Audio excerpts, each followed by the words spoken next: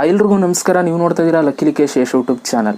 ಯುವ ದಸರಾ ಸ್ಟೇಜ್ ಮೇಲೆ ಕನ್ನಡ ರ್ಯಾಪರ್ ಚಂದನ್ ಶೆಟ್ಟಿ ಅವರು ನಿವೇದಿತಾ ಗೌಡ ಅವರಿಗೆ ಪ್ರಪೋಸ್ನ ಮಾಡಿದರೆ ಮುಂದಿನ ದಿನಗಳಲ್ಲಿ ಮದುವೆನೂ ಕೂಡ ಆಗ್ತೀನಿ ಅಂತಲೂ ಕೂಡ ಆ ಒಂದು ಸ್ಟೇಜ್ ಮೇಲೆ ಹೇಳಿಕೆಗಳನ್ನ ಕೊಟ್ಟಿದ್ದಾರೆ. ಸೊ ಇದನ್ನು ನೋಡಿದಂಥ ಜನಗಳು ತುಂಬ ಜನ ವಿರೋಧ ವ್ಯಕ್ತಪಡಿಸಿದ್ದಾರೆ ಅಂತಲೇ ಹೇಳ್ಬೋದು. ಯಾಕೆ ಅಂತಂದರೆ ಯಾರಿಗೂ ಇಷ್ಟ ಆಗಲಿಲ್ಲ. ಅವರ ಒಂದು ಪರ್ಸ್ನಲ್ ಲೈಫ್ನ ಈ ಒಂದು ಸ್ಟೇಜ್ ಮೇಲೆ ಅವ್ರು ಅನೌನ್ಸ್ ಮಾಡೋದು, ಒಂದು ಪ್ರಪೋಸ್ ಮಾಡೋದು, ಇದೆಲ್ಲ ಯಾರಿಗೆ ಇಷ್ಟ ಆಗುತ್ತೆ ಹೇಳಿ? ಯಾಕೆಂತಾರೆ ಆ ಒಂದು ಸ್ಟೇಜ್ಗೆ ಅದರದೇ ಆದಂಥ ಒಂದು ಮರ್ಯಾದೆ ಇದೆ. ಸೊ ಆ ಒಂದು ಕಾರಣಕ್ಕೆ ಯಾರಿಗೂ ಇಷ್ಟ ಆಗಲಿಲ್ಲ. ಬಟ್ ಇಲ್ಲಿ ಏನಾಗ್ತದೆ ಅಂತ ನಾನು ಸಿಂಪಲಾಗಿ ಹೇಳ್ತೀನಿ ಕೇಳಿ. ಚಂದನ್ ಶೆಟ್ಟಿ ಅವರು ಆ ಒಂದು ಪ್ರಪೋಸ್ ಮಾಡೋದಕ್ಕೆ ಏನು ಕಾರಣ ಅಂತ ಸಿಂಪಲಾಗಿ ಹೇಳ್ತೀನಿ.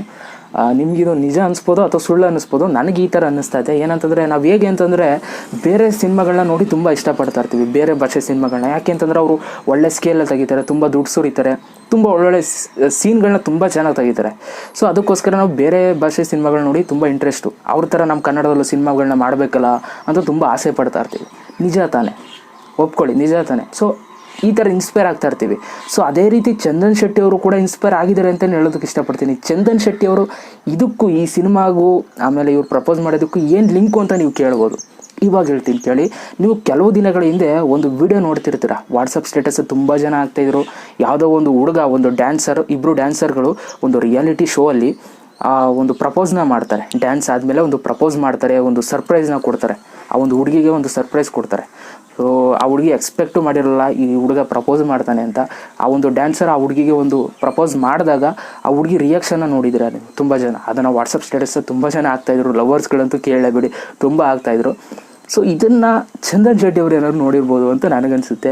ಯಾಕೆಂತಾರೆ ಅಫ್ಕೋರ್ಸ್ ಅವರು ಸೆಲೆಬ್ರಿಟಿ, ಎಲ್ಲೋದ್ರೂ ಅವರು ಸ್ಟೇಜ್ ಮೇಲೆ ಹೋಗೋದು, ಸ್ಟೇಜ್ ಮೇಲೆ ಈ ಥರ ಒಂದು ನಾವು ಯಾಕೆ ಮಾಡಬಾರ್ದು ಅಂತ ಅವ್ರ ತಲೆಗೆ ಅನಿಸಿರ್ಬೋದಲ್ವಾ ಅಲ್ವಾ? ಸೊ ಅದನ್ನು ಇವ್ರು ಇಲ್ಲಿ ಮಾಡಿದ್ದಾರೆ. ಬಟ್ ಅದು ಇಲ್ಲಿ ನೆಗೆಟಿವ್ ಆಗಿ ಒಂದು ವೈಬ್ಸ್ನ ಕ್ರಿಯೇಟ್ ಆಗಿಬಿಟ್ಟಿದೆ ಅಂತಲೇ ಹೇಳ್ಬೋದು. ಅಲ್ಲಿ ಅವರು ಮಾಡಿರುವಂಥದ್ದು ರಿಯಾಲಿಟಿ ಶೋ ಅಲ್ಲಿ, ಇಲ್ಲಿ ಇವರು ಮಾಡಿರುವಂಥದ್ದು ಒಂದು ಮರ್ಯಾದೆ ಇರುವಂಥ ಸ್ಟೇಜಲ್ಲಿ. ಸೊ ಅದಕ್ಕೋಸ್ಕರ ಇದು ನೆಗೆಟಿವ್ ಆಗಿ ಜನಗಳಿಗೆ ಮೆಸೇಜ್ ಹೋಗ್ತಾ ಇದೆ ಹೊರತು ಪಾಸಿಟಿವ್ ಆಗಿ ಹೋಗ್ತಾ ಇಲ್ಲ.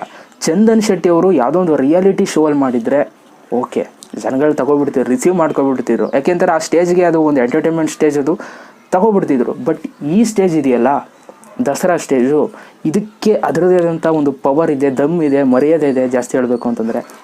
ಸೊ ಈ ಸ್ಟೇಜ್ ಮೇಲೆ ಇವರು ಮಾಡಿದ್ದು ತಪ್ಪು ಅಂತ ಅನಿಸುತ್ತೆ. ಅಫ್ಕೋರ್ಸ್ ತಪ್ಪೇ ಅದು ಅಲ್ವಾ? ಸೊ ಆಮೇಲೆ ಇನ್ನೊಂದೇನು ಅಂತಂದರೆ, ನಿವೇದಿತಾ ಗೌಡ ಅವ್ರಿಗೆ ಇನ್ವಿಟೇಷನು ಕೂಡ ಇರಲಿಲ್ವಂತೆ, ಅವ್ರಿಗೆ ಇನ್ವೈಟೇ ಮಾಡಿರಲಿಲ್ವಂತೆ. ಸೊ ಅವ್ರು ಬಂದುಬಿಟ್ಟಿದ್ದಾರೆ.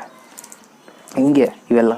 ಸೊ ಏನೋ ಒಂದು ಎಂಟರ್ಟೈನ್ಮೆಂಟ್ ಮಾಡಿದರೆ ಓಕೆ, ಅದೇನೋ ಜನಗಳು ಅಕ್ಸೆಪ್ಟ್ ಮಾಡ್ಕೊಬಿಟ್ಟಿರೋ, ಇನ್ವಿಟೇಷನ್ ಇಲ್ದೇನೋ ಬಂದು ಎಂಟರ್ಟೈನ್ಮೆಂಟ್ ಮಾಡಿದ್ರು ಅಂತ. ಬಟ್ ಇವರು ಪ್ರಪೋಸ್ ಮಾಡಿದ್ರಲ್ಲ, ಒಂಥರ ನೆಗೆಟಿವ್ ವೈಬ್ಸ್ ಕ್ರಿಯೇಟ್ ಆಯಿತು. ಸೊ ಜನಗಳಿಗೆ ಯಾರಿಗೂ ಕೂಡ ಇಷ್ಟ ಆಗ್ತಾಯಿಲ್ಲ. ಸೊ ಎಲ್ಲೆಲ್ಲಿಂದನೂ ಬಂದಿರ್ತಾರೆ ಆ ಒಂದು ವೀಕ್ಷಣೆ ಮಾಡೋದಕ್ಕೆ, ಆ ಒಂದು ಸ್ಟೇಜ್ನ ಎಂಟರ್ಟೈನ್ಮೆಂಟ್ ತಗೊಳ್ಳೋದಕ್ಕೋಸ್ಕರ ಎಲ್ಲೆಲ್ಲಿಂದನೂ ಬಂದಿರ್ತಾರೆ.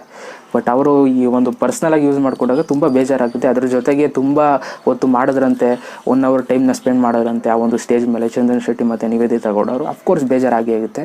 ಆಮೇಲೆ ಇನ್ನೊಂದೇನು ಅಂತಂದರೆ, ತುಂಬ ಇದನ್ನೇ ತೋರಿಸ್ತಾ ಇದ್ದೀರಾ ನ್ಯೂಸ್ನ, ಚಂದನ್ ಶೆಟ್ಟಿ, ನಿವೇದಿತಾ ಗೌಡ. ನೆನ್ನೆ ನಡೆದಿರುವಂಥದ್ದು ಇವತ್ತು ತುಂಬ ಚೆನ್ನಾಗಿ ತೋರಿಸ್ತಾ ಇದ್ದೀರಾ. ನೆನ್ನೆ ಇನ್ನೊಂದು ನ್ಯೂಸ್ ನಡೀತು, ಹುಚ್ಚ ವೆಂಕಟ್ದು, ಗೊತ್ತಲ್ವಾ? ಒಂದು ಹುಡುಗಿ ರೋಡಲ್ಲಿ ಹೋಗ್ತಾ ಇರುವಂಥ ಹುಡುಗಿನ ನಿಲ್ಲಿಸ್ಬಿಟ್ಟು ಮದುವೆ ಆಗುವಂಥ ತಲೆ ತಿಂತಾ ಇರುವಂಥ ವ್ಯಕ್ತಿ ನೋಡಿದ್ದೀರಾ? ಆ ನ್ಯೂಸ್ ಯಾರು ತೋರಿಸ್ತಲ್ಲ. ಯಾಕೆ? ಇದು ಮಾತ್ರ ತೋರಿಸ್ತಾ ಇದ್ದೀರಾ. ಎರಡು ತೋರಿಸಿ, ಇವರು ತಪ್ಪು ಮಾಡಿದ್ದಾರೆ, ಅವರು ತಪ್ಪು ಮಾಡಿದ್ದಾರೆ, ಅದು ತೋರಿಸ್ಬೇಕು ನೀವು. ಅದು ಮುಂಚೆನೇ ತಪ್ಪಾಗಿತ್ತು, ತೋರಿಸ್ಲಿಲ್ಲ ನೀವು. ಏನಂತಂದರೆ ಇಲ್ಲಿ 1 ವಾರ ಬಿಟ್ಕೊಂಡು ಅವ್ರನ್ನ ಕರೆಸ್ತಾರೆ, ಹುಚ್ಚ ವೆಂಕಟನ್ನ ಕರೆಸ್ತಾರೆ. ಏನಕ್ಕೆ ಮಾಡಿದ್ರಿ ಆ ಥರ ನೀವು?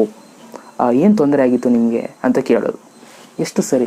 ಸೊ ಜನಗಳಿಗೆ ಯಾವ ವಿಷಯ ತಲುಪಿಸ್ಬೇಕು ಆ ವಿಷಯ ತಲುಪಿಸಿ. ಅಫ್ಕೋರ್ಸ್ ಇವಾಗ ಚಂದನ್ ಶೆಟ್ಟಿ ಅವರು ತಪ್ಪು ಮಾಡಿದ್ದಾರೆ, ನ್ಯೂಸ್ ಮಾಡ್ತಾಯಿದ್ದೀರಾ, ಮಾಡಬೇಡಿ ಅಂತ ನಾನೇನು ಹೇಳ್ತಾ ಇಲ್ಲ. ಹುಚ್ಚ ವೆಂಕಟ್ ಅವ್ರು ತಪ್ಪು ಮಾಡಿದ್ದಾರೆ, ಅವ್ರನ್ನೂ ಕರೆಸಿ.